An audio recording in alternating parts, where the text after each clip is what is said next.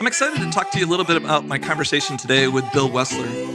Bill is got an interesting background.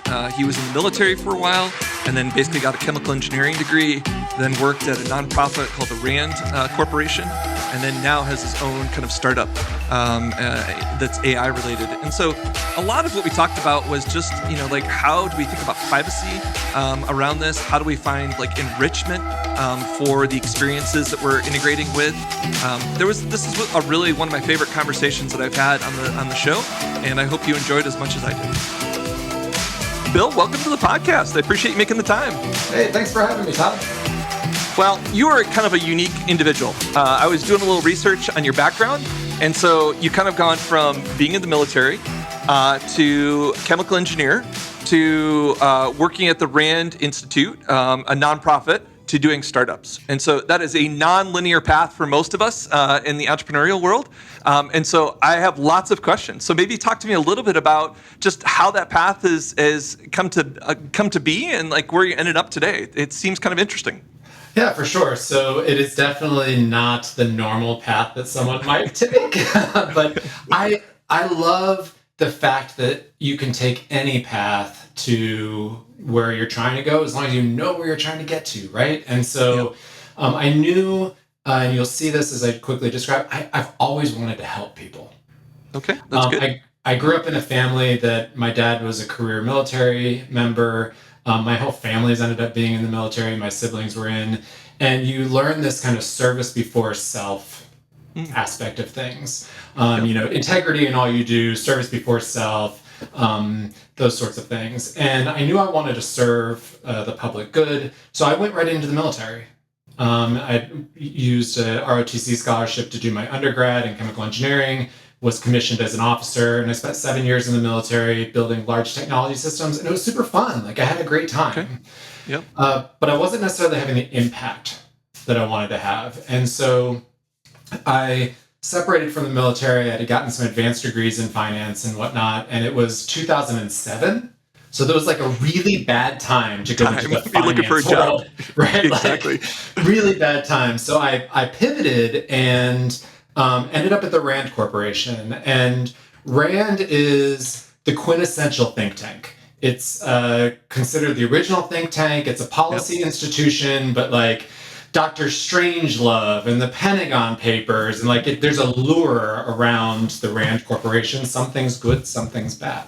Sure. And I spent 10 years there, and it is an amazing organization because of its longevity. It's an amazing organization because it's filled with 1,000+ researchers who have degrees in every sort of thing you can ever get a degree in. So you have behavioral scientists and clinical psychologists and political scientists and chemical engineers and operations research, every type of ist and ologist, as I like to say. And the other cool thing about RAND is that it's basically an umbrella for a bunch of startups.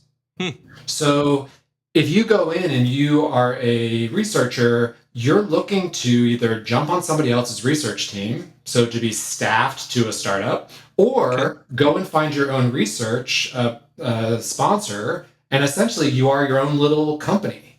And you're staffing from this kind of set of expertise that's world class, but you're able to like kind of run your portfolio as a company. And so that was super exciting to me because I was able to really focus on advanced technology and human behavior and bring in those advanced technologists and the behavioral scientists and kind of mash them together. The other thing I was able to do while I was there is I was able to be on the leadership team leading the engineering and applied sciences department. So 300 of these researchers. And so I got to oversee like 300 small businesses, right? And it was like really, really exciting to do that as well. And I learned a lot about a lot. And I'm just going to leave it at that for right now for brevity's sake. And I left RAND not because I couldn't, I didn't like it or anything like that. I wanted to get back to building. Okay. I had built satellites in the Air Force. I built large lasers in the Air Force. I wanted to build something. And I wanted to build something around what I had been writing about. And I've been writing about the ethical use of AI. Mhm. I've been writing about advanced cryptography and how to keep people's privacy and security in good shape. I've been writing about how to use advanced technology to better society and to better individuals. And that to me was what I wanted to build against. So that's the path. I've broken all the podcast rules by like talking for 5 minutes straight. And now I've got a dog barking in the background. But like That's okay. this was that was my path, and it was something that I couldn't have gotten here without having all those steps together. So maybe just to draw something out of it. So I feel like you mentioned one of the through lines to this was public service, right? You wanted to give back, you wanted to participate. Are there other ones about maybe just some of the intellectual curiosity and following some things? Like it seems like your career or the path there is like there's a line that's kind of gone through a lot of these, and you were getting back to having an impact, right? Like that's what you wanted to do. But like the intellectual curiosity to continue to learn seems like a theme through all of these. Yeah, it is absolutely a theme. And there's two things that kind of drive my thinking about intellectual curiosity. So I don't think you can truly be intellectually curious if you're missing these two things. Which the first one is, if you walk into a room and you think you are the smartest person in the room, there's no way you can be curious. Right. And I like to say, if I walk in the room and I think I'm the smartest person in the room, I'm in the wrong room. Right. Because I can always learn from someone. And then the second piece, and I'm a little bit extreme in some cases, I've got this one. I started getting tattoos a few years ago because my then 18-year-old daughter like challenged me to get a tattoo. And then I was like, oh, I can't just have one. But tattooed on my arm here is the phrase, "Consider you might be wrong."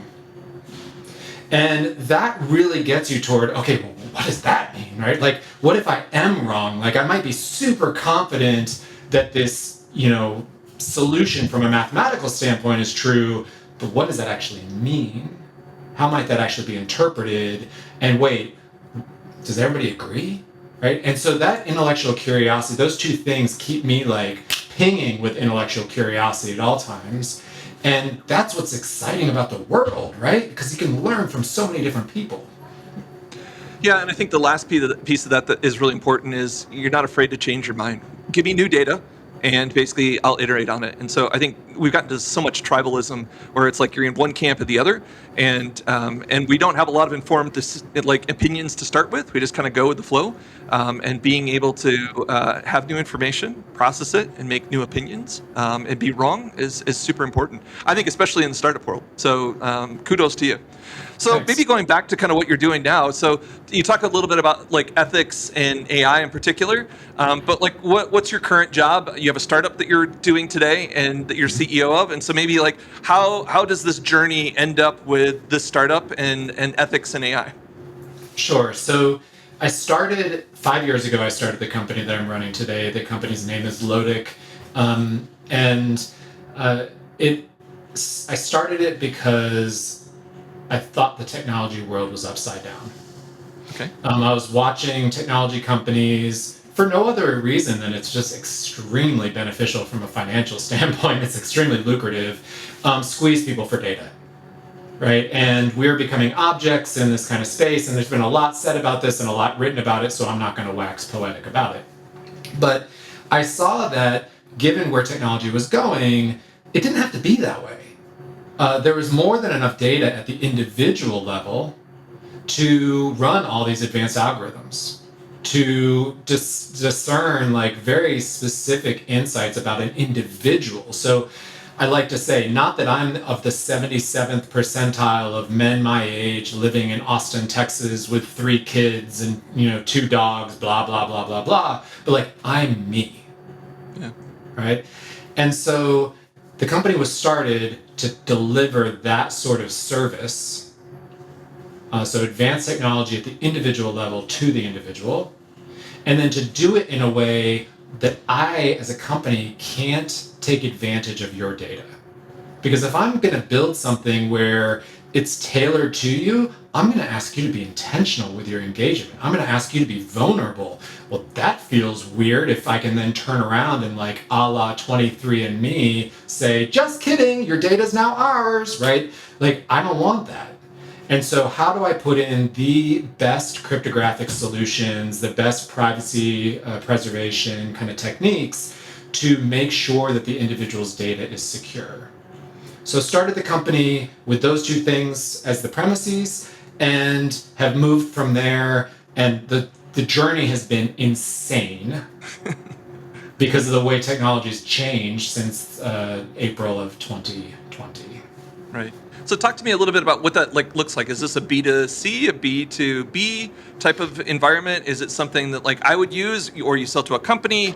Maybe just talk to me about the user experience around that. I get the concept, but like what does it mean? Is it something that follows me around the internet and basically is making sure that my data is protected, or is it a different solution? No, so this is very much active, and it's Okay. so it's designed. So this was a tricky part about it. We needed to design the system so that it was friendly from a B to C standpoint. Like consumers would actually want to use it and would feel comfortable and trust it, etc. But I didn't want to charge users for it because a user being, we are all consumers of everything. We're consumers of healthcare, of financial advisory, of durable goods, of consumable goods, of insurance, blah, blah, blah. It doesn't benefit us financially right away if we can make more informed decisions. Who it benefits are those companies, Right. right? And so the sales cycle is B2B. Like, here's this service that helps people at an individual level live their life better, understand themselves better, be able to make better decisions, be able to deal with challenges in their lives, whether that's relationship or whatever it might be. But because you've equipped them in this way, they will be better consumers. In the healthcare space, they'll know more about themselves, so they go to the doctor when they need to go to the doctor instead of waiting to go to the emergency room when it's just become, gotten way too out of hand. That's huge for the healthcare space, right? Just as an example. In the retail space, wow, wouldn't it be wonderful if we knew exactly how many of each size of things we needed based on the demand that there might be within a population? Like, we could get some real just-in-time inventory happening and have to carry zero inventory cost. And So give me the mechanics of how those scenarios actually work, right? So basically you sign up and then like what data are you collecting and then what data are you giving back to like basically create this kind of informed decision? Yep. So at the individual level, it's all about spoken word. Okay. And you can bring in other information. You can bring in wearables. You can bring in, financial records, whatever you want to bring in. But like, it starts with spoken word context. That is the richest source of data about us. And in fact, I have a book coming out in October. It's called The Story Economy. I actually believe, and I've made the case in this book, that you can actually accrue wealth via building out your story, building out that data set. And so I make that claim over the course of 300 pages or something like that. It's super fun, but if you're interested, check it out. It comes out in October. But for me, it was, okay, how you do this is starts with spoken word. You're being given this as a tool by a company who's giving you a loyalty benefit, right? Hey, we want to help you live your life better. You're giving it as a tool from your employer, right? Okay. Who's like, hey, this is something that from a health and wellness standpoint is going to really improve your life. And once you have that data, that we've set it up so there's a marketplace that can build up around that data set where you can then share your data in return for value from companies. Now, this is in a nascent stage right now. So I'm not going to sit here and say like, go use our system right now and you can like get deals from Nike, right? Like we're still in a nascent stage of helping people in a very narrow realm. So right now we're focused on healthcare and human behavior as it relates to healthcare. We're very Okay. focused on civics, and from the standpoint of how do you engage your community so that they not only understand what's most important to them, but when you aggregate the data up and abstract it in an anonymized fashion, how can you better support the entire community? So we haven't spread it to everything yet because you can't tackle Oh, yeah. everything all at Yeah. once. But we're in those two spaces right now as our starting points. So let's talk about healthcare. I know a little bit about I, I have a good friend who was the CEO of Accolade out in Seattle, and they were doing a lot of kind of concierge healthcare is basically what they were trying to do. Basically, take data. They were looking at trends. Maybe you're depressed. You're going for these individual things. We see a bigger trend. We're trying to basically help you do that and make better decisions, and ultimately lower the cost and burden of healthcare over time. Right. So that's kind of what they've been doing. But a lot of that's data driven, and so I'm just curious on like maybe just talk to me about the mechanics of that. I do think that we don't see forest through the trees very well, right? And so either like proactive medicine in general, right? I think like we kind of Western medicine's been great when you have a crisis. It's not been very good when it's trying to be proactive. And so I think my wife and I have spent a lot of time with functional doctors and even blood tests and stuff, and trying to get ahead of some of these things. And so there's a whole rev probably in medicine if we're going to do this right. But I'm kind of curious about like it sounds like you're nodding, and so that's positive. But like, how do you think about this and really arming people to be proactive about their health versus kind of the reactionary component of that? So the first thing is that we're not all doctors, right? Like let's just state the obvious, right? Yep. And the other thing is I don't believe in digitizing or making an AI doctor that's going to solve all of our problems, right? Like I do believe that going to medical school means something, right? I do Sure. believe that the relationship between the patient and the doctor actually contributes to the outcome. So just laying that out as a basis. Uh, if I know more about myself and my habits, then I'm going to be able to understand when something is outside of the norm. So that's one thing. So like if I know more about like, hey, this is not circumstantial, like, oh, I don't feel well, but like, wait a minute, like something's really off. And like every time I've done this for the past 6 months, it's said this, but like all of a sudden my aura ring is saying something's really off. Like what's going on? Right. And I wear a lot of wearables, right? Like I'm always You got them testing, all. You've I'm got them. always testing wearables. I actually gave a talk in Palo Alto. The people who run the TEDx event there invited me, and I talked all about this. Like, how do you take your data and how do you take your context and turn it into knowledge about yourself that's actionable for health? So, great. So we set the stage of, okay, we understand something that might be off or whatnot, but what happens if it's just not that? What happens if we just want to be better, right? Like, I just want to be healthier. Yeah. And a good example of this, not a personal example, but a good example of this is like GLP-1 agonists, right? So people talk about Ozempic and people talk about want to lose weight, et cetera. And it turns out the trend right now is that within 2 months, a majority of people stop with those treatments.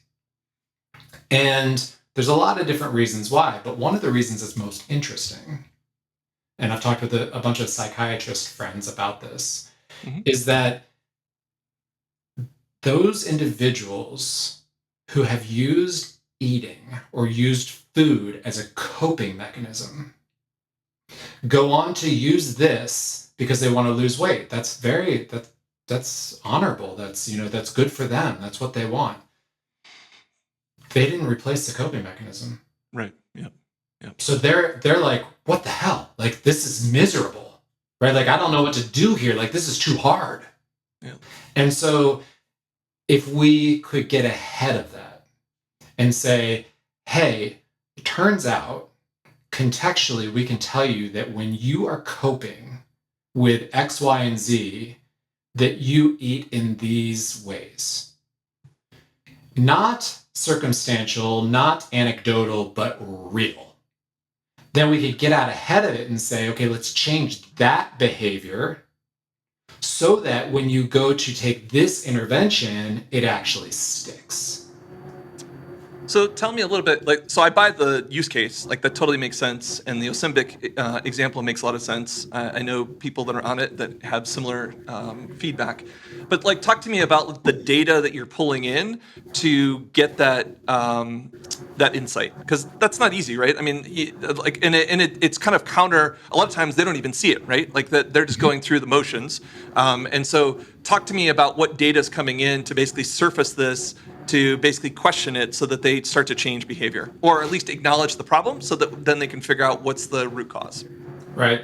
So the system that we've built it sits on top of we've made it so it sits as a layer on top of all the other very powerful large language models that are out there. So we didn't build we started by building a large language model because we started in 2020. Yeah, and then all of a sudden the world gifted us, right? Like with a bunch of other tools that we didn't need to continue to do that. So we then focused on this layer, which I call artificial relational intelligence, which is how do you engage with an individual in a natural way where they don't have to prompt the system, where the system, are prompting them as if they're in a conversation. And if you do that and have built out a bunch of algorithmic approaches to looking through that spoken word, looking at tone, looking at verb usage, looking at the tense of verbs, looking at pronoun usage, looking at pauses, looking at speed, all that sort of stuff, you can actually very quickly understand the relationship between topics and how someone's brain, from a subconscious standpoint, is tying things causally to one another, is stating what or representing what they believe reality is, and then you can actually compare it to objective reality around them and say, okay, well, here's why you're getting upset. You're getting upset because, or here's why it's not working, because what you believe is reality is actually not what is happening around you. Right? And so you're able to really get a nice subconscious understanding just by having a person engage in dialogue that's free form, messy, run-on sentences, no punctuation, topic to topic, just like we're doing right now. And you can essentially characterize that individual, hand that back to them, and say, okay, here's some insights around this. Here's some. So that's pretty interesting. I'm curious on how you think about generational interaction with this, right? You think about like our generation, where you're probably in a similar age than I am. Before the internet, so face-to-face communication was always a thing, and we've carried it through our careers. We look at our kids, and there's a lot more. Like my kids were basically mobile first, right? So they were always on it. And I think even you talk about kids that are basically growing up with ChatGPT and tools like that. That's a different. And so I think that those kids, at least in my experience, want to talk less. They want to talk to you in person less. Their preferred communication is different than free-form dialogue. And I don't know if you've seen that or if you think that, but it's interesting how in the corporate world that's changing as generations change. So I'm going to plug Gen X here for 1 second, because I'm a Gen Xer, and it sounds like you may be as well. Gen X, no one pays attention. People pay attention to millennials and the baby boomers, and we're the best generation because we got it all. Like, we started with analog, and then we helped usher in digital. And so we know how, we remember what it was to actually pick up the phone and have to take the cord into the other room. Or dial it a little bit, yeah. We've got that, but then we also, we have the context of why the efficiencies and conveniences we have today are so important, and what we had to give up to get those conveniences. Sure. Right, so I just want to plug that as just a food for thought for someone who's listening to this. If you know a Gen Xer, talk to them about this, because I think it's really important. To answer your question about just different age groups, different generational kind of proclivities. I actually think that what we're seeing right now and what we're seeing in our system is that the younger generation, so I have a 16-year-old, an 18-year-old, and a 20-year-old in my family. I have 3 kids. And they're indexing at a personal level away from digital.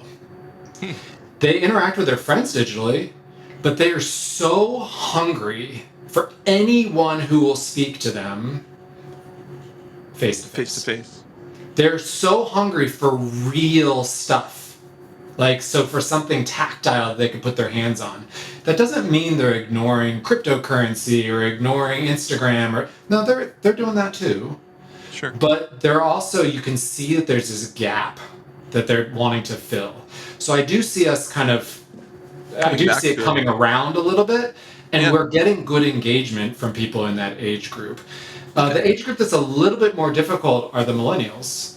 And the millennials, and I don't, again, mean to generalize, but there's a little bit of this tension between being intentional with what you're doing and being performative, right? And there's so much in the millennial space about performative, raised in a performative mindset of like, I've got to show you the good of me or the extreme bad of me, but nothing in between. Because the extreme bad is interesting because it's a dumpster fire. Yeah. Right? But the extreme good is interesting because, oh my gosh, don't I look amazing? Look at me. Right? Yeah, exactly. But the in between, that's what humans are. We're messy. Yeah. We're messy as anything, right? In the gray all the time. Yes. And so that's a challenging group to engage. They're the group that needs this the most. And I'm not saying that needs my company the most.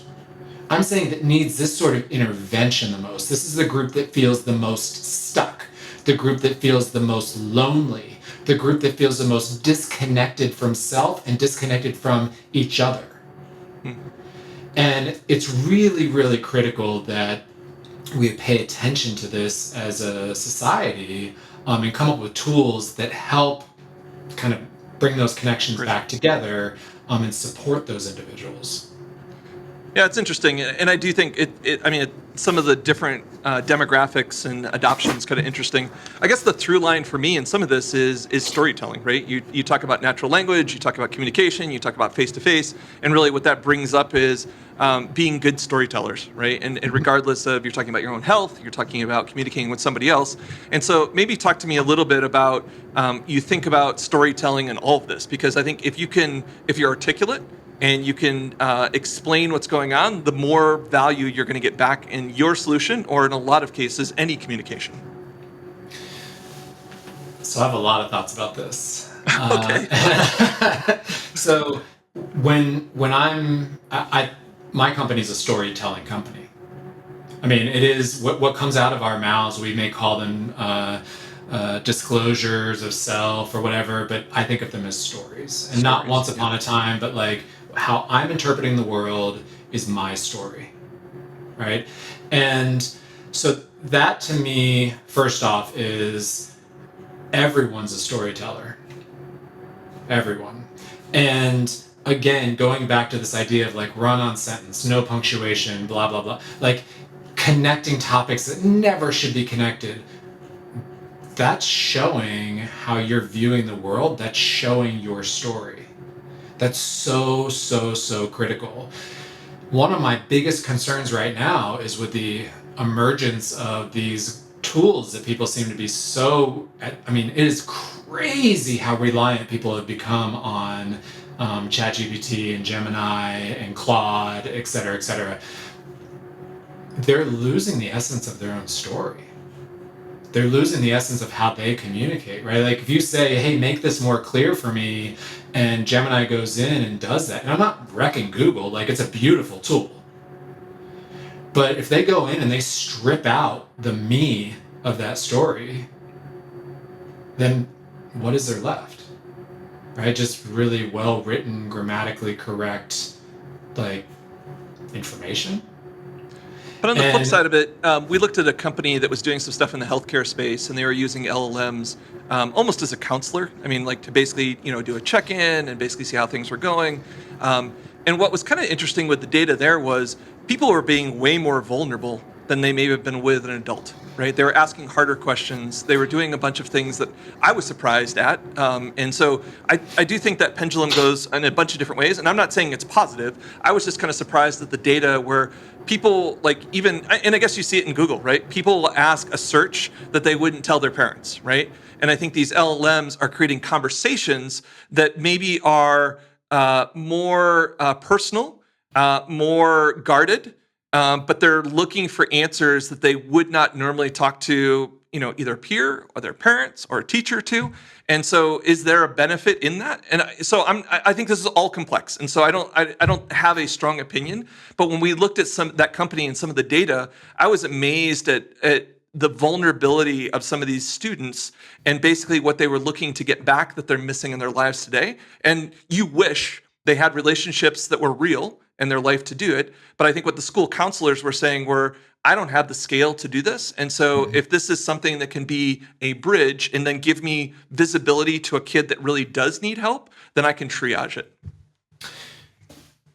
okay, so there are like 3 points in there. I'm gonna hit that last point first, which is using that sort of thing to triage. Boom. That's huge, huge, huge. Because like just sending a flare up in the air to say this person needs intervention, and I can give lots of examples about real life examples about how my system has done just that, and why it's so critical. But that flare, that kind of flag, whatever you want to think of it, so important, so important. My concern as to the other piece, it's like it's valuable up until the point that you relieve yourself of the cognitive responsibility. You relieve yourself of needing to exercise critical thought. And so, will I be more vulnerable in a Google search? Sure. Okay, I'm going to receive back information. I'm going to go ask about like, I'm a kid and I haven't really talked with my parents about, how to be safe sexually. And like, I'm going to go do a Google search on that, right? And it's going to give me back information. And maybe I'll then refine my search. But I'm the one deciding based on what I have in here, what I want to know. It's not helping me grow. It's not helping me it's not assisting me in thinking, where are the gaps in my knowledge? It's just answering what I perceive to be the gaps in my knowledge. And this is like a very nuanced thing, but this is where this artificial relational intelligence piece is really, really critical, because I don't know what I don't know. And so I can't do a search for something I don't know to search for. Okay. And an LLM is not going to give me an answer to something that was beyond the edge of the question that I asked. So again, in that I don't know what I don't know space, it's going to do this to me. Like it's going to continue to like further bring me into a nice glide path, a nice landing around what I asked in the first place. And it's that cognitive, we talked about creativity, right? It's the creativity of like being outside of those edge spaces. It's that, cognitive responsibility to say, okay, but I don't know everything. How do I get to that? Well, the way we have historically gotten to that is talking to other people, right? Because I'll talk to you, you'll say something to me, I'll be like, whoa, I've never thought of it that way. Like, that's incredible. I'm not getting that reaction. I'm not getting those sorts of things from ChatGPT. And again, not trying to knock OpenAI, but I'm not like, oh, wow, I asked you this question. I never really thought about it that way. Like, no, I asked you this question. You gave me this answer. I didn't know that. That's cool. But like, you're not like context switching for me. You're not helping me, think creatively about things beyond the edge of what I asked. And I think that's the challenge.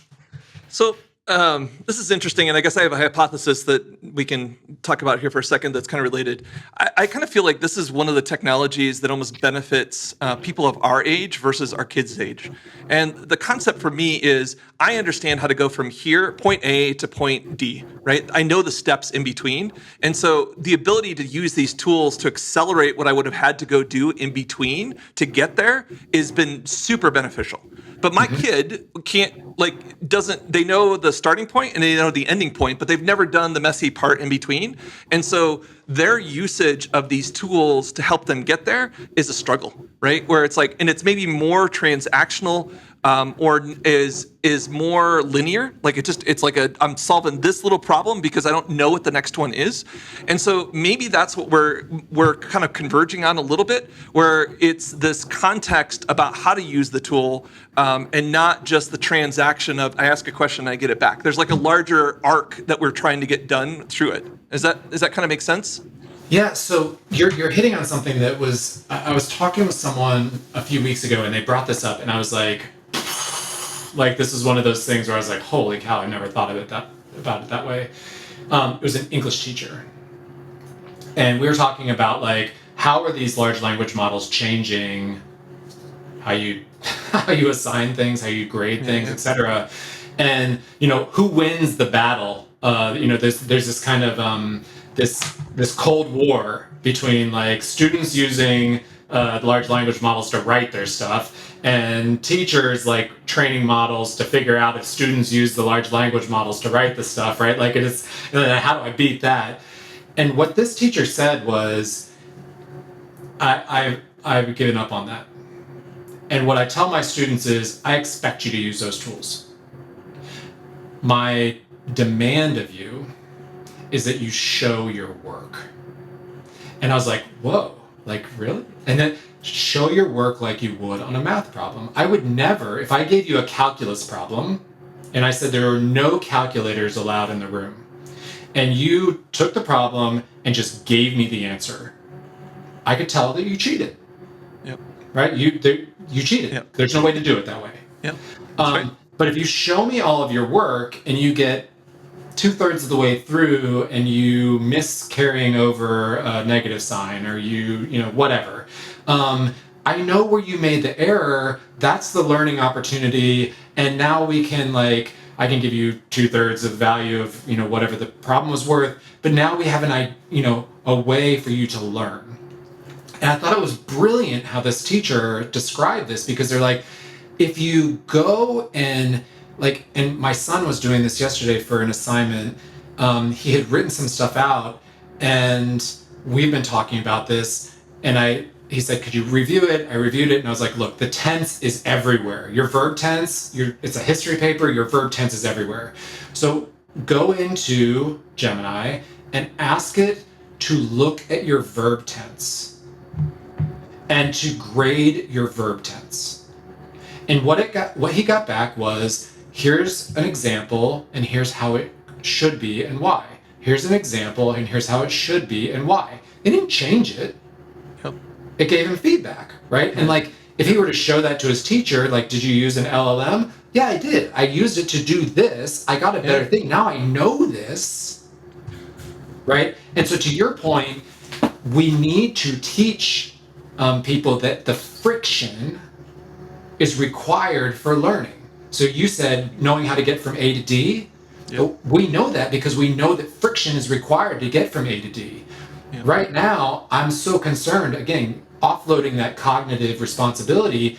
If you see no friction, if you're used to having no friction to get from A to D, what happens when you don't have those tools available? What happens when there's something that hasn't been produced to help you solve that thing?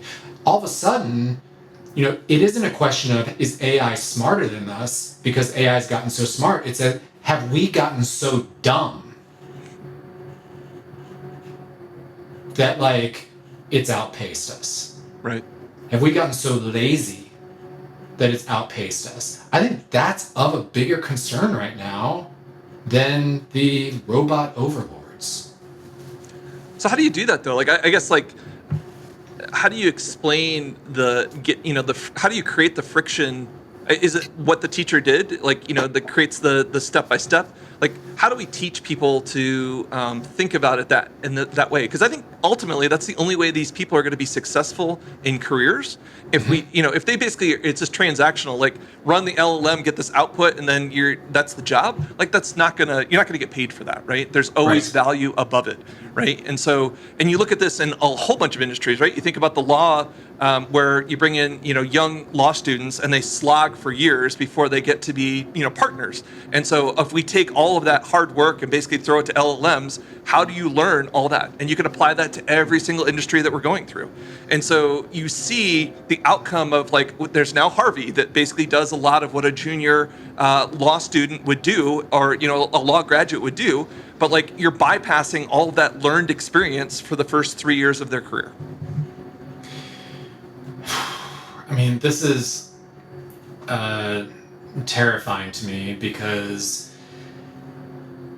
as humans, we're like drawn like insects to a flame to convenience. But we require friction. So this is why people can have everything in the world, every asset in the world, etc., and they're still unhappy. Sure. Right? Because we require friction. That's just, unfortunately, it's part of us. I think that there's a few answers to your question, and I don't have all the answers by any means, but I think it does start with things like being transparent about what is this system supposed to do, what are its limitations, where is the data going. I liken it to labeling, right? Like, how do I make better decisions about my diet? Well, I go to the grocery store and I read the labels, right? Like, and I can avoid things that are bad for me. I can avoid things that, maybe don't meet my requirements or meet my standards or meet my beliefs or whatever it might be. Right now, I don't have that for technology. And I really need it. Like, I really, really need it. And I think that's a step toward getting to what you just suggested. It's a first step. What steps come after that? Well, then I just gave the example of the English teacher. Okay, well, now how do you work that into, now if I can be transparent about what these systems do, now I can say, as an English teacher, I can say, hey, this system will do this thing. I expect you to use this system in this way. Go, right? The challenge, of course, being things are moving really, really fast. So like, you're not going to be able to use that same syllabus next year. You're going to have to change your syllabus. On the Harvey example, I don't know anything about Harvey. I've heard about it. I don't know anything about it. Like, where's that data go? Who's safeguarding it? How is it staying? How is it being client attorney privilege, like, protected? Like, any of that, right? This is also terrifying to me, right? Right now, you put something into, I have people who I've talked to in the longevity space, because I do a lot of work, as I said, in health, longevity being one of those, like, how do I live healthier for longer? People that put their labs into ChatGPT, I'm like, are you kidding me? Like, you just made your labs part of a public knowledge base. Yeah. Like, for real? You cannot care about that until the 23andMe thing happens, right? And I don't mean to pick on your insurance company drops you. Example.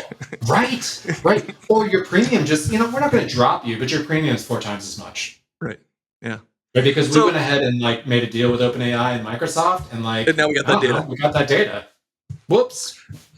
So let's pivot a little bit, because I think some of what we're talking about, especially in the startup world, is there's almost a different thought process to product management. A lot of my career was around product management. Like, how do I think about it? And it's like, I've been pretty critical of certainly legacy companies that just slap AI onto an existing workflow process, thinking like, okay, now I've got AI, right? And it could be from Salesforce on, right? And even the company I used to work for.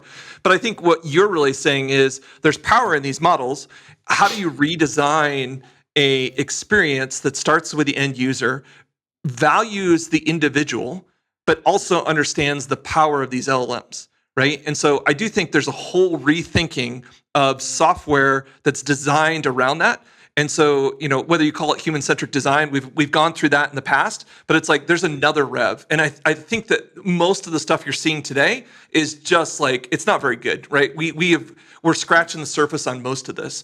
And so maybe taking some of the concepts that you're talking about and basically thinking about, how do I design this in a totally different way that really leverages the individual's value and something that the LLMs can't do, but leans into what they do well, you end up with a better solution. So let me just stop there and see if that resonates, because I do think there's a huge turn on this, and the way that people are looking at this today, I think, is blunt force, right? It is the easy button.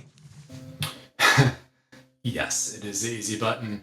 I was 2018, 2019, I was at the AI Summit in San Francisco, and everyone was talking about human-centric AI. And really what they were talking about was augmentation of processes, like just making things faster. Like the human centricity was, I'm just going to make your job faster.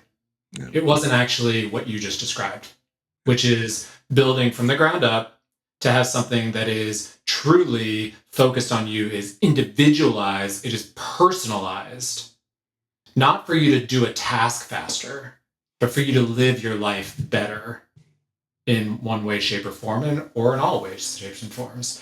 And so I do think, this is hard. What I'm about to say is really, really hard. And I'm sure that there are thousands, tens of thousands, et cetera, entrepreneurs out there that will tell me to shut up because they're going to make a ton of money doing it the other way.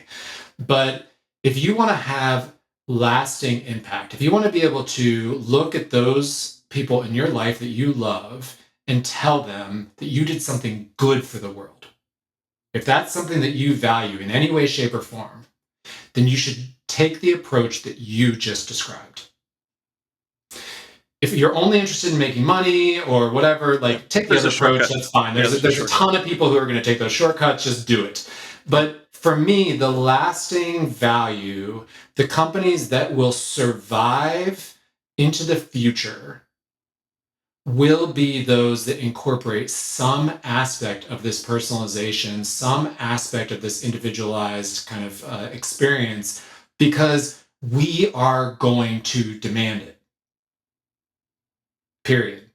We've democratized everything else. We've democratized transportation. We've democratized food delivery. We've democratized space. We've democratized like so many different manufacturing, so many different things around us. The last thing is for us to democratize ourselves, and we're going to demand it.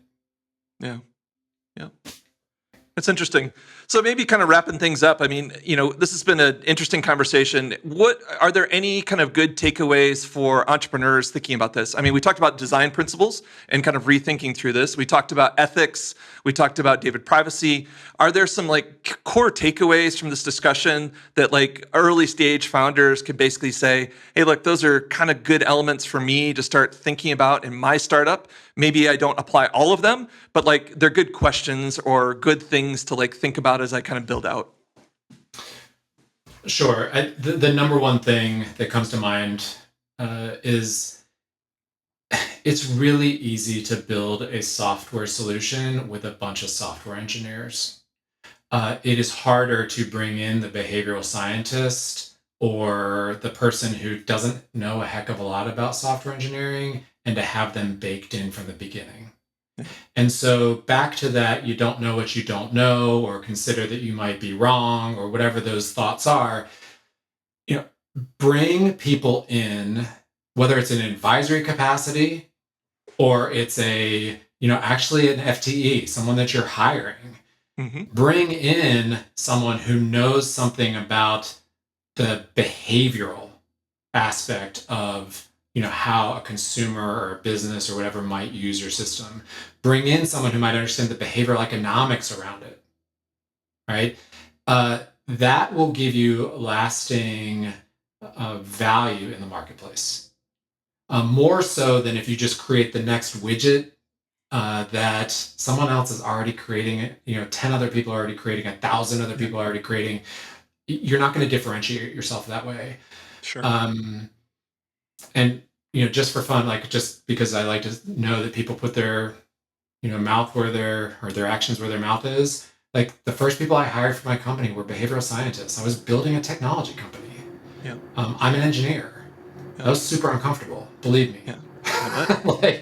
But that's one thing that I would say for a founder to think about is that. And then the other thing is, and I just know when to cut bait from people that are not serving your mission.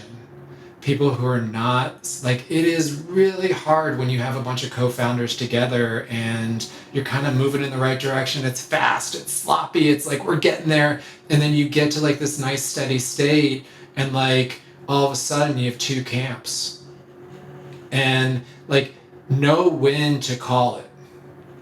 That like, hey, we either need to split or we need to but we need to address this. Yeah. Because I've watched a lot of companies. I've obviously started my own, but I've mentored a lot of founders. And one of the biggest problems that they have is they don't know when to cut each other off as co-founders. Yeah. And that's a really difficult thing to do because it feels bad. It feels uncomfortable, but it can stand in the way of your success. Yeah, that's a good one. And it's funny, like I was just mentoring or working with some founders. They're over $10 million in annual revenue, and so but they're just dealing with growing pains, and so performance issues was one of the topics that just came up. And one of the founders was talking about just like, you guys are talking about raising more money. What's my role? Because I'm probably not doing it the way I should be, and I'm probably not ready to scale to the next level. And so what does that mean? And so it was a good conversation, but it was hard. And the other founder who's scaling better just felt like, am I doing him a service by having this conversation, a hard conversation? Or am I like, it was just this kind of conflict between what's doing right for the individual versus what's right for the company, and knowing that's probably both. But it was just difficult. Yeah, that resonates really, really strongly with me. Well, good. Bill, this has been a fun conversation. It got deep, and I think there's a lot of interesting kind of philosophical pieces to what we got to go build out here in the future. And so I appreciate you sharing your wisdom, your time, and then your experiences, kind of building a startup. If people wanted to either follow you or know more about kind of what you're doing, is there a great place to do that? Sure. So my handle for almost anything social or LinkedIn or whatnot is at William Welser, WELSER. IV, because I'm the fourth. You can go to Lotic, LOTIC.ai, or you can go to Amazon if you want to understand more about the story economy. You can pre-order my book. It's called The Story Economy. It's on Amazon right now for pre-order. Awesome. Well, Bill, thanks again for taking the time. I really enjoyed the conversation. I appreciate you, Todd. Thank you. Thanks for listening to Startup Stories from the Treehouse. If you enjoyed this episode, please take a moment to like, follow, or subscribe wherever you get your podcast. And if you found our conversation helpful, leave a review. It really helps other founders discover our show. For more insight and episode summaries, don't forget to subscribe to the Wildfire Labs Substack. We appreciate your support and can't wait to share more stories with you next time.